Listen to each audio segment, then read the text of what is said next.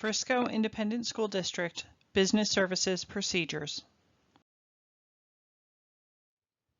Required training. This training is intended to present a brief overview of FISD's business procedures, including cash handling. All employees representing the district are expected to act with integrity and due diligence in their duties and responsibilities. Copies of all Frisco ISD procedures, including the Business Services Training Guide, cash handling documents, policies, and procedures, can be found on the Frisco ISD Resource Center. Cash handling procedures. All funds collected on behalf of Frisco ISD will adhere to all board policies referring to the collection of money. All funds collected on behalf of the district should always be kept in a secured location, preferably a safe. Funds should not be kept in classrooms or leave the campus at any time. Bank transactions made on behalf of the district, such as petty cash check cashing, shall be made during school hours. District staff shall drive directly to the bank and return directly to the campus.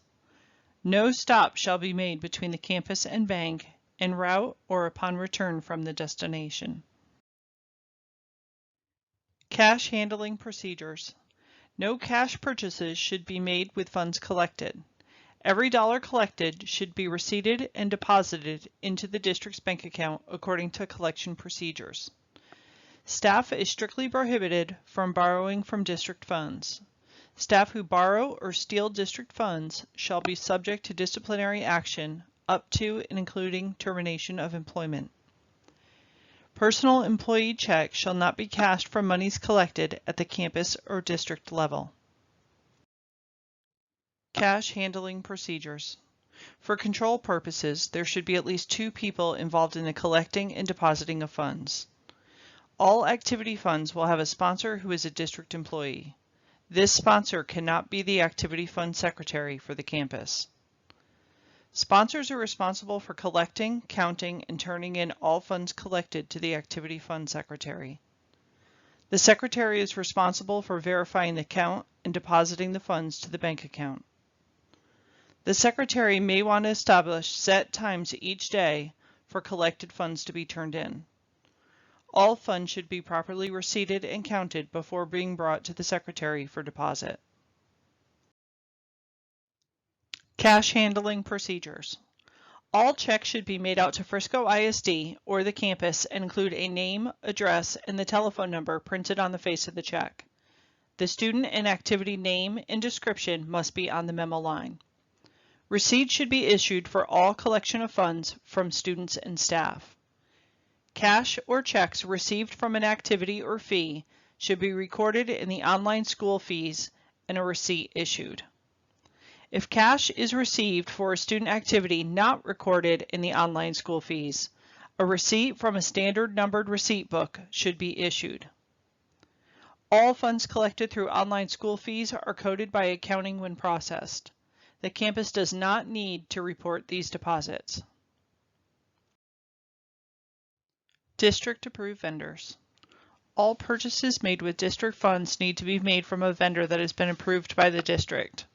The completion of a district vendor information packet does not authorize a purchase of goods or services to Frisco ISD. District vendors are required to complete a federal Form W-9, a conflict of interest questionnaire, felony conviction form, and a required background check if applicable. Forms are required to be updated in accordance with district guidelines. Contract and agreement authorizations. A contract is an agreement between 2 parties that creates a legal obligation for both of them involving an exchange of goods or services. A contract requires a signature from an authorized FISD administrator. Currently, only the following positions are authorized to sign contracts on behalf of the district: the Superintendent of Schools, Chief Financial Officer, Deputy Superintendent of Business and Operations, Executive Director of Government and Legal Affairs, Director of Purchasing, and Director of Legal Affairs. Contracts and agreements are not authorized to be signed at the campus level unless the contract is paid for using 865 funds.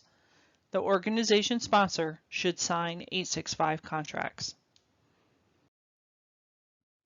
Purchasing guidelines.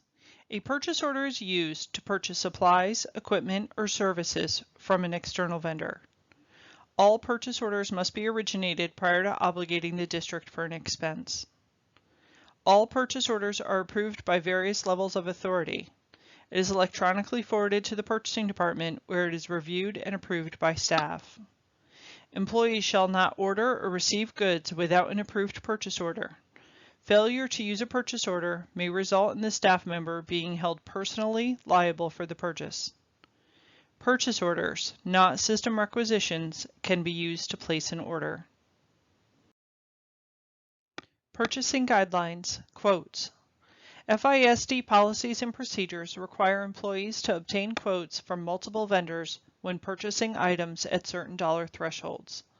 The number of quotes needed to make a purchase is determined by state and federal law and local policies and procedures. Financial compliance. Any order placed or obligation made to a vendor without a purchase order is the sole responsibility of the person who placed the order, and he or she is personally liable for payment to the vendor. A non-compliant purchase is one that did not follow state and federal laws or FISD policies and procedures for purchasing. In any of the following circumstances, the employee will be required to complete a non-compliant form in Eduphoria. A PO or alt pay that is issued after an item has been received or picked up. A PO or alt pay that is issued after a service has begun or has been completed. Calling in an order to the vendor prior to receiving a copy of the PO. And sending the purchase requisition to the vendor in advance of the PO. Beverage purchases and donations, Dr. Pepper Snapple Group. Dr. Pepper Snapple Group was awarded the exclusive right to supply beverages in bottles, cans, and fountain service to all event and/or meetings associated with our schools. If a booster club, PTA, or parent is purchasing product to donate to the school for a luncheon, party, field day activity, etc., they may purchase the Dr. Pepper Snapple Group product from a retailer rather than buy it directly from Dr. Pepper Snapple Group. Donated beverages, however, cannot be sold. Please refer to the Business Services Training Guide located on the District Resource Center for additional information. Fundraising guidelines. Fundraisers can only be performed by a recognized school and curricular club or parent organization. Individual students, classrooms, or grade levels should not conduct fundraisers. School-sponsored fundraisers should only use district-approved vendors. All fundraisers must be approved by district administration prior to the fundraiser taking place. The fundraiser approval process is conducted through Eduphoria form space. District guidelines referring to contributions from businesses should be reviewed in detail prior to solicitation. Businesses with relationships with FISD partners in education should not be contacted for advertising or sponsorships. Detailed guidelines can be found in the District Resource Center.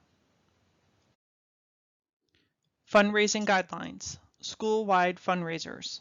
Schools with a PTA or PTO may have up to 6 fundraisers per year, regardless of whether the PTA or PTO or the school runs the fundraiser.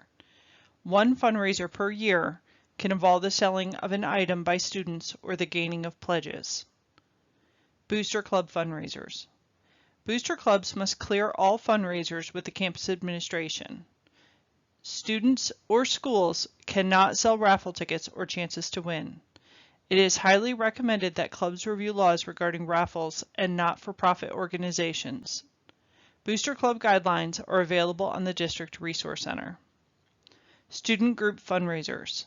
Students who wish to raise money for their school-sponsored organization are encouraged to do so through a service such as sponsoring a dance, off-site car wash, dinner theater, player performance, cheer or dance clinic, etc.